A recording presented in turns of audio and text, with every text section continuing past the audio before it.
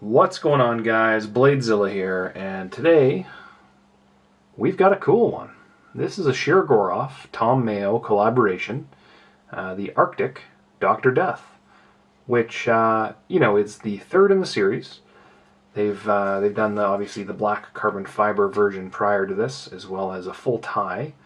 And luckily for you guys, I've got both of them with me today, so that I can talk about them, compare them. Probably make up some details about them that aren't true, etc. that I can gradually be called out on in the comments. All jokes aside, I'm going to talk about this knife. It might be a long one today because I'm very excited about it, and I apologize in advance. But it's such a nice knife that I think it deserves some extra time. So there's that. As a reminder, general rule, please check out my website, bladezilla.ca, where a lot of the knives that are on this channel are featured and for sale. And this is no exception. It has not hit the site yet. I did just add a pre-owned section, which is what these would go under. And I've got a couple on there, and we've gone through a couple bios, and I've got a commie on there. So we have been trying.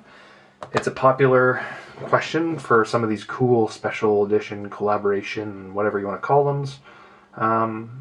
So I figured, hey, you know what? Let's put a special section on there on bladezilla.ca where some of these are available. So this, as well as the two matching, will be on the site at some point. Don't know when.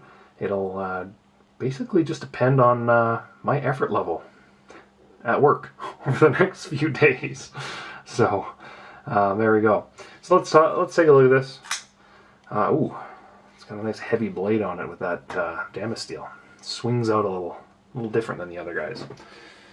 So let's get some measurements to start. And I should also say this has a lanyard on it with a bead that is not part of the typical bundle when you buy these, but it came in this way and it's going to go out that way. So whoever gets this one is going to get a $200 bead, likely, in a limited edition factor that is kind of just included. So there you go. Overall length 8 5/8 to the end of that glass breaker. Blade length of 3 3/4 sharpened, maybe a hair under that, depending. I'm just looking from behind a camera, obviously. But let's just say it's mid choil, a little bit less than 4 inches. Handle length 4 5/8 ish, 4 3/4. If we add those numbers together, I'm sure we don't get what I already mentioned for the overall length, but we should be within, hopefully, an inch. That's what she said. So let's take a look at this guy. So first and foremost, I think we should definitely compare it with the other versions. So the original, the OG Tom Mayo collab. There's your full tie. Also a stunning example, I must say. Stunning example. Number 2, our second version, carbon fiber. And this guy, I don't know if we remember this guy, but this is actually in Vanix. So whereas we obviously have the Bjorkman's Twist Damascene steel on the Arctic, we have S90V on the original Tom Mayo Dr. Death, Russian Dr. Death collab, and we have Vanix on the black carbon fiber. They all have a little bit different of a feel to them, and it's something very apparent when you have them in hand. They're all a little bit different in weight, a little bit different in features. I'd say the two that are the actual closest would probably be these first two. And then I would kind of put this guy as the version 2.0. But all very different. They're like, if you have 3 kids, they're all a little bit different. Sometimes not in a good way. But I'll be honest, majority speaking, you always love your children, so you'll always love these 3 collaborations. So let's get started, and man, I should almost do a video, I swear, that's just talking about the differences between these. So you kind of might just get that along the way here. But Anyway, so we did the original comparison. Let's grab a couple other comparables for size. Just why not? Our F95 CD Turtle. We've got our Stellar Sprint Run. We've all seen these knives by now, I would assume. I actually usually film a lot of these videos in blocks, so sometimes all the knives change, and then other times I'll do 4 or 5 videos in a week, and then there's half a month's worth. So we've got our Neon, and our Neon NL. Normally I would show my this guy here. It's literally the reason I keep this one around, the Neon Zero. But because it's got this guy, we're going to show the CD Custom Division, or Cash Deprived, as I call it. So there's your 3 in size. These guys are obviously very similar, the Arctic and the F95 in length. I will say this, the 95 might have a hair on it, maybe a few mils in length, but is certainly a thicker handle. So we're going to kind of stick in this ballpark today. You know what, I'll do one more, sorry. Here's your Kami.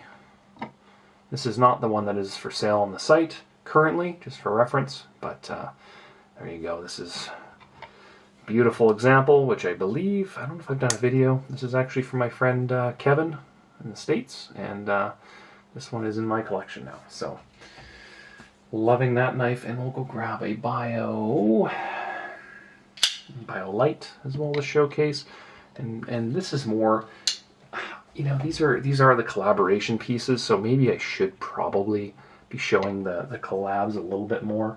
I could use the Molten Overkill as well. There's another collab with RJ Martin. If there's something that you want to see, the main thing to be looking here is that there's consistency in that the fit and finish is over and above a standard high production level piece, which is already incredible. The work they do on these is just crazy. There's your Russian Overkill, RJ Martin as well. And do I have any other collabs? Oh, we got an RQ36. I'd like to show that one. That one never really seems to come out for some reason. A lot bigger. But I think that is it as far as the collaboration pieces. So I'm a big fan of them. They tend to offer really good kind of custom division value at a price point that seems to be, consistently 30 to 40% less. And this guy is obviously no exception to that. There's a ton going on here that the other guys do not have, and we're going to get into that. But let's get started. I'm going to talk about this. I figure we're probably already 5, 6, 8 minutes in, and I haven't really even gone into some of the normal things I talk about. So, yeah, buckle in, grab a cup of coffee, and let's have a chat. As always, this is a coffee shop style conversation. There's not excruciating detail about tolerances and blah blah blah. It's just a talk about the knife, show it, see what I like, see what I don't like, and if you agree, great. If you disagree, that's also cool. No judgment here.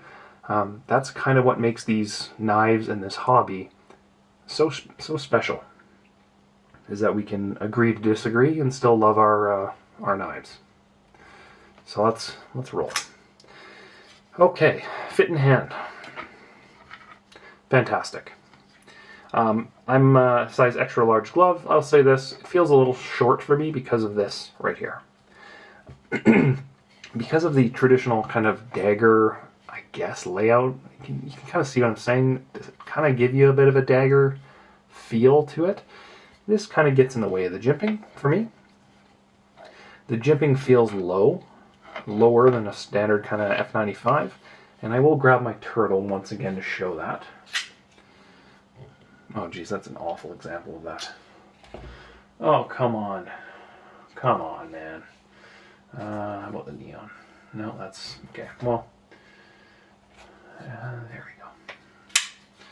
There is a F95. So when I look at that jimping, I kind of feel like it's a little knocked down compared to normal. It might just be me though. In hand, it just feels well, maybe the valleys in the jimping are a little lower. Maybe that's all it really is. But it is something you do notice. My trusty F95 CDNL, love that knife. The action is nuts. But yeah, in hand, the jimping, once you kind of get over the fact that you have to jump this little ridge here to get up top, it's very comfortable, and you don't have any problems with it at all. But if you wanted to settle on top of that, yeah, it would kind of get a little bit annoying, a little bit in the way, etc. Okay, that's good. I've got still a finger width of room here on the back. If you wanted to wear gloves, you could. It feels delicate. Certainly, I don't know if it's an Alatex thing, but it feels a little more delicate than the full tie. And I'm trying to figure out why. I wonder if it has to do with this bar here. The other ones I bet are internal. Yeah. Ooh, baby. Just finding things left and right. So, I feel like this locking mechanism, it feels like it moves a little easier. And I don't know if this has to do with this fact alone, or if it's just maybe tolerances. But on the lock bar, we have an external cutout. Whereas on the other guys, so we will show obviously the full tie. Put that down there. You can see how the lock bar cutout is internal, as well as on the carbon fiber version. All internal, all the time. Not found on my website, guys. Grow up, come on. But it is an external cutout. And I don't know if that's something, let's be honest, it could be nothing, but it could be something. There could be merit to that. But the swing of the mechanism certainly feels a little bit easier. And the action certainly feels a little bit easier as well, but we'll get into that. So that feels softer. The actuating point feels softer than the other two. Certainly. Action, they're all running on roller bearings. Now, one thing with these guys as well, I always say this. If you look up from here, from the pivot and the flipper tab, if that flipper tab is forward, it tends to kind of make it easier to deploy. Whereas you bring that back towards behind the pivot, it kind of, what's the best way to put this? It exaggerates a light detent. So you're not really preloading the pivot like you would with that move forward, if that makes sense. So it, it's not a big deal, but between the three, the action on this is definitely a little bit easier to deploy, but that could also be because the blade is probably the heaviest because it's Damasteel. Excuse me. But you do notice it, and you do notice it pretty quick. It likes to just fly out. So once you get used to it, it's not a big thing, but like I was saying, you can fail it, right? Because you can't really preload it. Detent is probably normal. It's probably tuned just like all the others, but you just get used to it and it won't be a big deal. The Alatex scales, okay? Alatex, to me, if I'm looking at this, I don't know if you guys ever played hockey growing up, but it kind of reminds me of like an old composite stick, like an Easton Z bubble. And I don't know what the material is here, but there's a few limiting factors to it, from my perspective. Simply because when we look at the front here, what do you guys notice? What's the big difference between these three? Just on the show scale. Okay, we're gonna bring up a couple things. So one, this little cutout here. Okay, that to me makes it easier to access the lock bar with your finger. You notice that in when you're operating it. Okay. So that's the first thing that you look at. Why isn't that here? What happened to it? Is there a reason for it? Could be nothing, could be something. I have a feeling that you can't do that same cutout without having issues. That's what I think. It wouldn't shock me, but could be wrong. Number 2, the holes, are they all the same size? They certainly are on the front. On the back, it's a different size, and we'll get into that, but I'll show that now, actually. Why not? So the original speed holes, as you can see, they've gotten bigger. And it's very clear that they've gotten bigger when you look through the knife, and I'll show that as well. So that's another difference. The other, lo and behold, let's stay on the back here. Another big difference here. Look how we have a screw here on this side, and where these are just blanks. Okay, that's because on the Arctic they moved towards the custom division captive pivot system, which is now pretty common across the range. But when this guy came out, I want to say, boy, 3-4 years ago, it was a newer technology. The captive pivot system is essentially a dummy pivot on the front here. Underneath this cap, for lack of better words, is a ball bearing. And the ball bearing is drilled in so that this can't spin around. Okay? So essentially just improves the tolerances for a smoother blade. When you tighten things down, you get better action. And it looks way better when you have that. Don't you think? You know, nice horizontal bolt. It just looks beautiful. So I'm not saying the others are bad, but it's just a nice addition to this. And that's why I want to say it's kind of like Generation 2 from my perspective. Okay? So there's that. Let's move these guys back out of camera, or partially out of camera, where tips of them will end up in frame, I'm sure, at some point, which is fine. Number 2, or 3, or 10. Action's improved, certainly. I'm telling you that right now. Action's improved because of that captive pivot system. It takes less force to activate, which, comparing the other two, it's night and day. See how it's kind of slow, right? But when you get used to it, it's not a big deal. Whereas this just wants to kind of spring out. Okay, it's smooth. It's running on roller bearings, just like the other two, and feels terrific. Roller bearings compared to single row bearings or multi-row bearings. Think of these guys as kind of hot dogs versus ball bearings in kind of a pinwheel pattern on most of Shirogorov stuff. Okay. Now, action aside, let's look at the ergos. So if I wanted to choke up and move forward, you certainly can. On the blade, you've got a very beautiful cutout into them, and as far as I know, without looking, I think they're all the same blade shape and profile. And this particular example is just done beautifully well. Just looks so nice. So as we, it kind of pinches in on the top here, and then as we get towards the end, we get that little expansion to kind of add some strength to the tip, which just looks gorgeous. The beauty of Damasteel is that everyone is essentially different. They all look different. They all look beautiful. And then that, in conjunction with the 5 Tom Mayo speed holes, just look at this. It gives you just art. It gives you absolute art in your pocket. And that if you put this down on your desk in your office, or you put this down at home next to your keys, there's a way that you admire that Damasteel through these speed holes that just looks incredible. And that can be on both sides, right? So you got, now on your titanium side, you've got your speed holes there as well. You've got your 4 as well.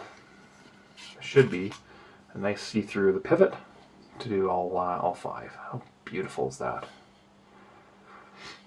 I love that little feature of this, looking down through that pivot, and all of them have it.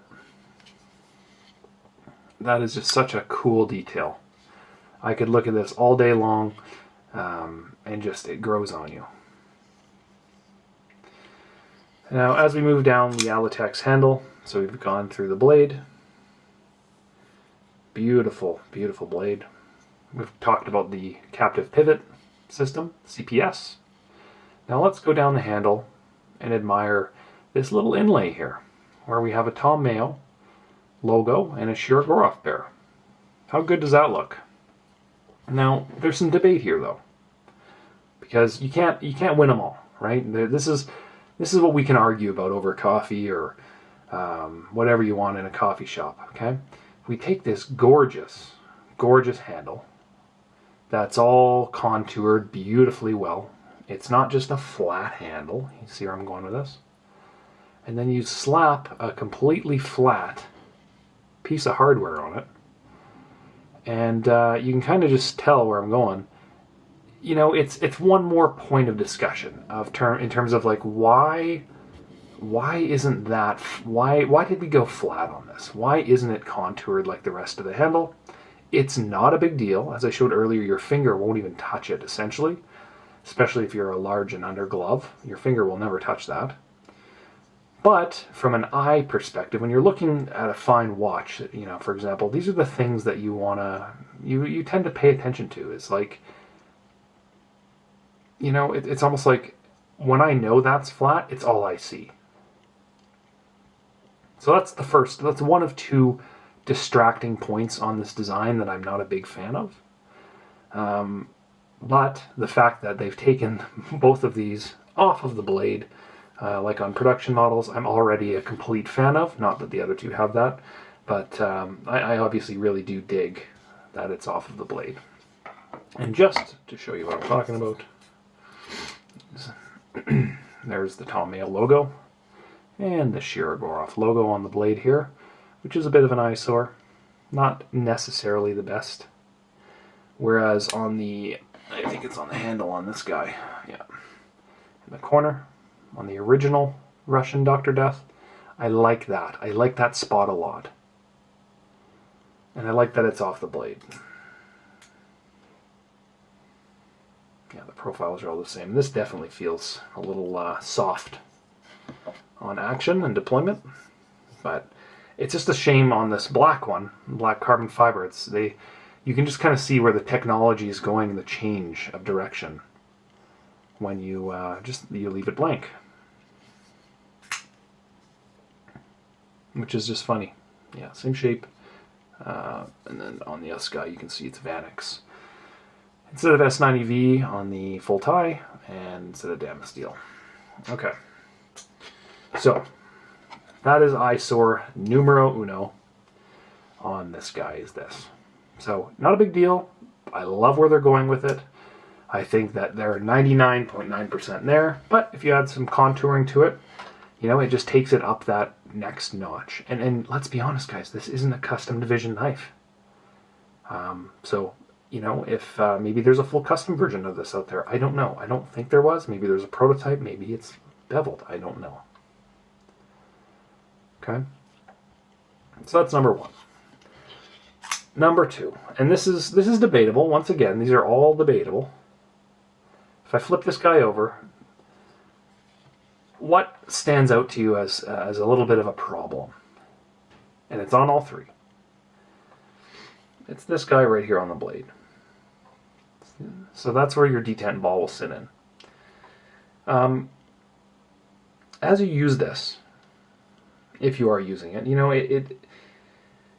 my worry here is that you're going to get something in that little ball hole, like dirt, muck, debris, lint, whatever, and it's going to become annoying to deal with that. Whereas if they would have maybe even extended the frame up, which all of a sudden throws an eyesore here, it is what it is. But that's a point of contention for a lot of enthusiasts: is why do we have a detent hole there? Sorry, detent ball track or whatever you want to call it. It's a little exposed. So not a big deal, but it's certainly something not found on all the other models.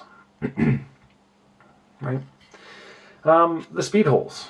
We talked about this. You can see right through these guys. Great. When we're comparing the other carbon one, and I already touched on this, see how the hole kind of reduced down? If it wants to ever focus. See how we're looking through and you can see it's like, there's a reduction there, right? That is a bit of a, some guys get annoyed, but you're still getting the Tom Mayo design. You're still getting the 5 holes, which is awesome. It's just you see a reduction there. Whereas on this guy, it's all of a sudden, you know, the holes are the identical sizes on both sides, which is almost like it's like a full port thing, which just looks cool. And I can appreciate that. I really do appreciate that. It's done so well. Now, the inside of this knife is absolutely milled beyond belief. It's a light knife, and we'll get into the weight. I think it's it's a hair over 3 ounces. I don't really need to weigh it, but it's a hair over 3 ounces. Between the two, I think there's like 0.2 or 0.3 ounces between all three. They're light knives. And the first time I saw these, I thought they were very heavy knives. I thought they were beasts, and I thought they were long, like the 110. They're totally not. Like, they're quite small, given what they look like. So it's all internally skeletonized on the titanium side, but nothing, zilch, zero on the Alatex side, which is kind of what makes me think that cutout on that scale has something to do with the inability to do those types of maneuvers on it. You know, I feel like the fibers might be too big. You know, it's not carbon, it's more of a composite, like I was referring to the Z-Bubble hockey stick, which oddly enough I actually have one of them. I'm not going to show you.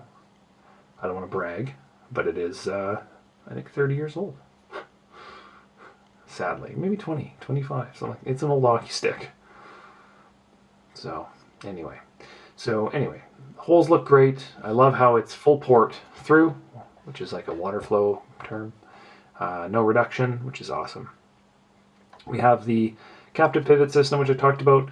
The custom hardware, right, is the proprietary screws on both sides. Right, we have small, medium, large on this example. Right, so the guy up here is kind of your medium.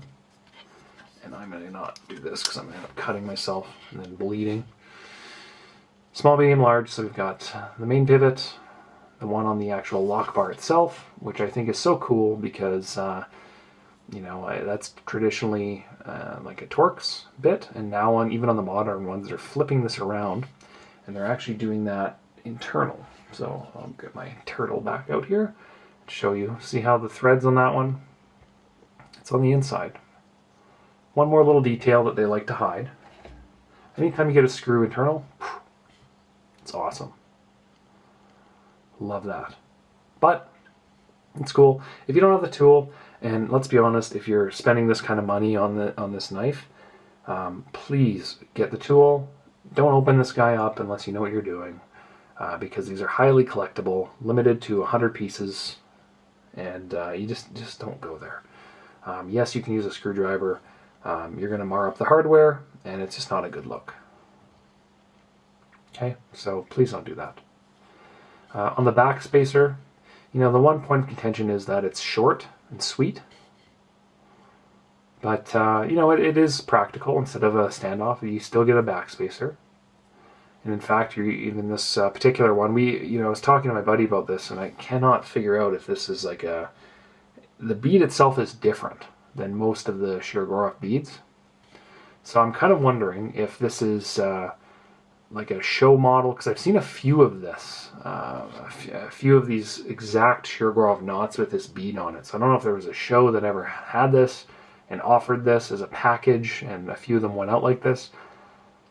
But it's done very well, and I'm a little concerned. I don't want to cut it off or untie it and sell this, because I don't know if this is unique, and I would hate to risk it. So I'm going to leave this bead on here, even though it's not OEM. I think there's some connection between the two, the fact that there's like an Arctic lanyard paracord thing going on. But anyway, back to the back spacer. You have a built-in, I guess a glass breaker, if you want to call it that. All three have the same thing. And in an emergency situation, I don't know if this is what is going to get you out of it, but certainly, you can break glass with that. You can probably break it with a flipper tab too, pointy little bugger. Now, one cool detail on this, amongst about 800,000 of them, is that if we look down inside here, look at the back spacer, you can see there's a track. So this not only gives you a centering position on the back spacer to show if your Shirogorov is centered, which I'll show, obviously is spot on. People always like to know. It will be always spot on, traditionally, unless the tension on the hardware is not correct. And usually if it's not centered, it's just loose, for the most part. But that centering channel goes all the way down the back spacer. You see that? That is cool. And also not necessary, not needed, but it's a detail that, let me grab my little light here. It's just a detail that, they do because they can. There you go. And that should give you a nice little light. The light's kind of shedding in there. You can see all that internal millwork, which is just a piece of art. My goodness. Now, I can't always, go off and be a home ballpark fan here without saying some negatives. This clip is weird, man. It's obviously a 3D milled clip, which looks great, but it's just, it's kind of got a weird bump to it. I don't know really what the whole point, like the design, what they're going for here. Obviously the clip, it leans itself onto the frame rather than the lock bar, which is much appreciated. But I don't, can someone tell me why it has these two bumps underneath? So one should be enough. But then there's that secondary backup clip, which now that I'm looking at it, here's what I'm thinking. It sits over top of a hole. One of those holes. So when there's nothing there, maybe the thinking is that you have to kind of decrease the distance there between the frame and the clip. So maybe that has something to do with it. Let's take a look and see. Are they all like that? Over top of a hole? Here's the carbon fiber. Yes, it is. Sitting right over top of a hole. And the OG Gangsta. Same thing, right over top of a hole. So maybe that has to do with it. This is just they're trying to, as the material goes through there, they want to be able to put some pressure on it. So that's probably the only thing that I guess is kind of a little irritating about that. Not a big deal. The milling work obviously on this is just second to none. And it's something that, the milling really reminds me of the R.J. Martin Russian Overkill. If we look at how delicately done this guy is, it just brings vibes up of this. Just to that same kind of level. Where it's so micro, it's so smooth. If we go grab the Silk Slim here, very similar. Very similar material on the Silk Slim. Just so smooth and comfortable in your hand and looks so good. It's exactly what you're getting here. It's just fine millwork, and it's taxing on the equipment that does it, but the outcome is worth it. Very expensive to do, obviously, but done so well with a nice fine tie stone wash. Ooh, beautiful. Beautiful, beautiful. Back to the hole conversation, how we have on this guy, we got to the 5 holes. I think it's the only one that actually cuts some of those into the lock bar. So I don't know if that, once again, has anything to do with pressure to move the lock bar open and closed. But we see 1, 2, 3, 4, even 5. They're all kind of cut a little bit into that lock bar. So that's an interesting detail between the 3. And it's substantially bigger. That's what she said. It's substantially bigger than the other ones. These are the same. So that's an interesting detail. And I also say, is it just me? Am I crazy? Or is the milling a little bit different between the two? This one almost looks a little darker. I might be crazy. I would love to be a fly on the wall in the workshop. But anyway, yeah, the milling looks a little different, but it could just be different years and how long they've sat in the box, etc. Back to the actual mechanism here. So a couple things.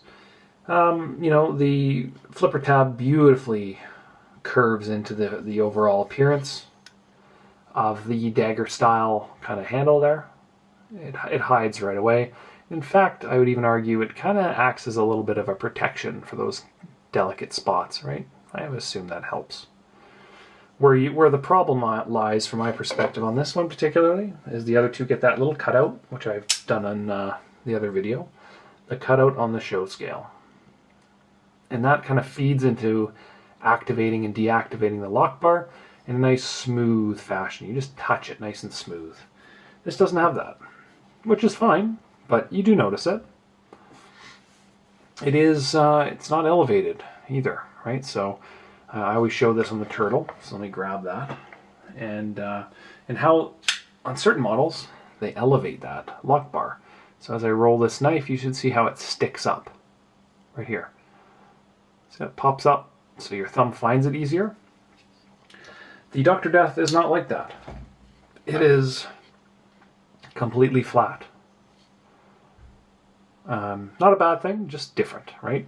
And then you have that little cutout, that little baby bevel, little baby bevel for your finger to find, which could be bigger, but it's a delicate knife. It's petite, and it's not a big deal.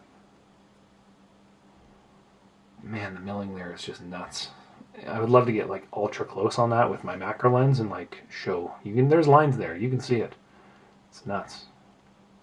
You have an over travel stop as well, which prevents you from cranking this lock bar out and slapping your face with your thumb, if you're into that sort of thing. Great. If not, you need a lock bar over travel stop. So there you go. Can't go anywhere. It is down low over here. I have seen one recently where it was actually above. I think it was the jeans model. It was up here. So instead of that little metal bar going down, it was going up. So that was cool. I always make sure to bring this up. That metal piece is a tuning mechanism as much as it is a replaceability part. So when you're tuning between Dama or M390 or S90V or Vanex or whatever, it doesn't always get along with titanium on the lock bar. So you put a piece of metal in there that kind of wears nicely between the two, and you can change that steel, which is awesome. See the little detent ball there, easy access to put a little drop of nano oil on there. It would smooth this bad boy up like crazy over time. Just easy access. But now that you have that little ball there, the hole, it would be easy to do that there as well.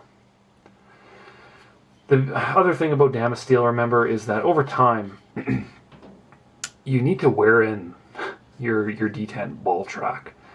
Because of all the different layers of steel, unlike, I guess you'd call it like a mono steel blade, over time you have to kind of cut a groove in because there's all these different layers. And it feels, how can I describe this?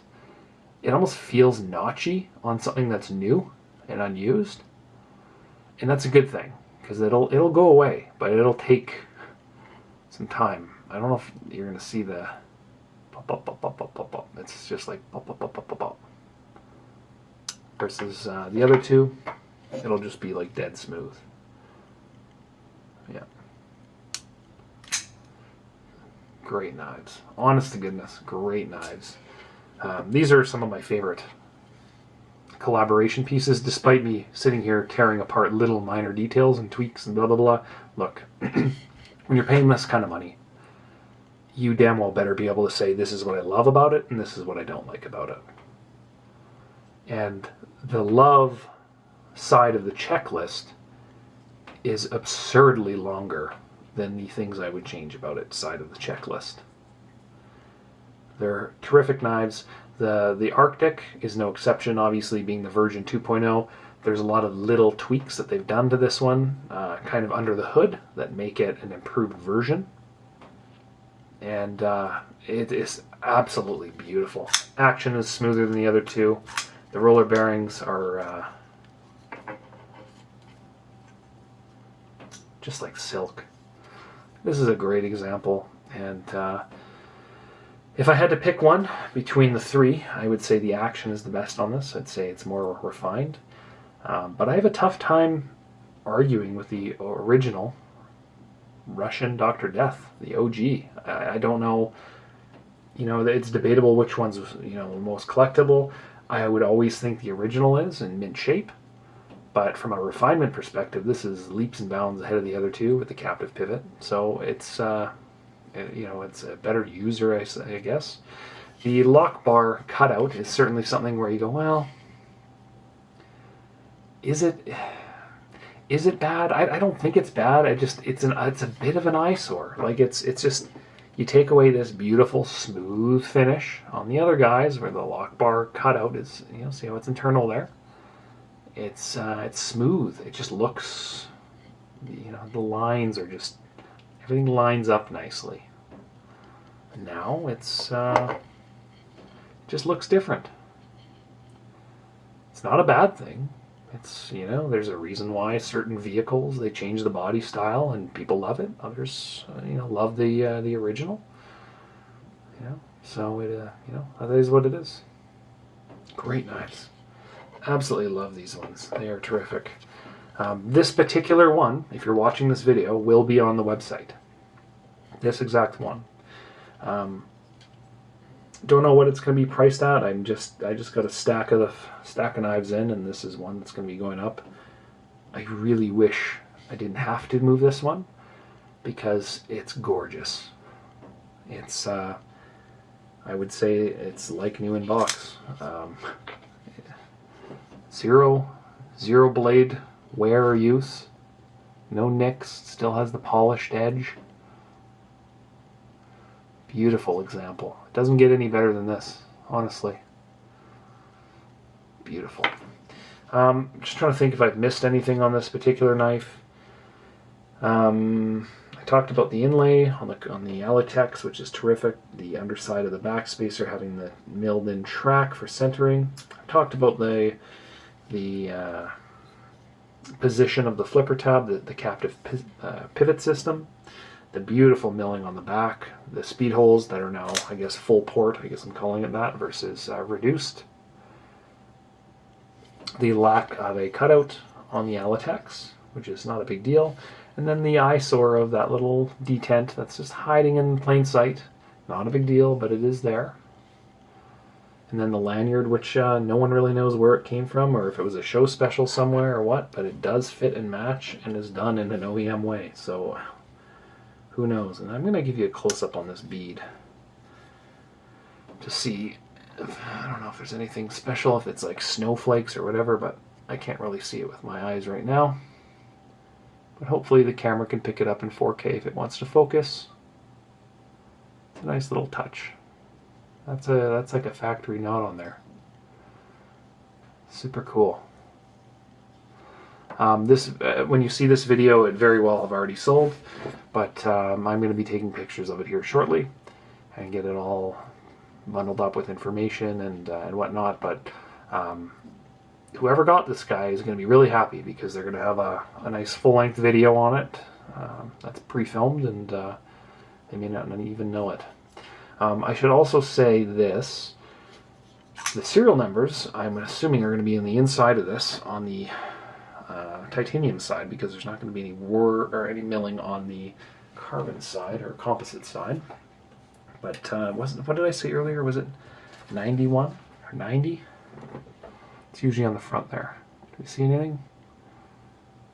Oh, I see it. Yeah, 90.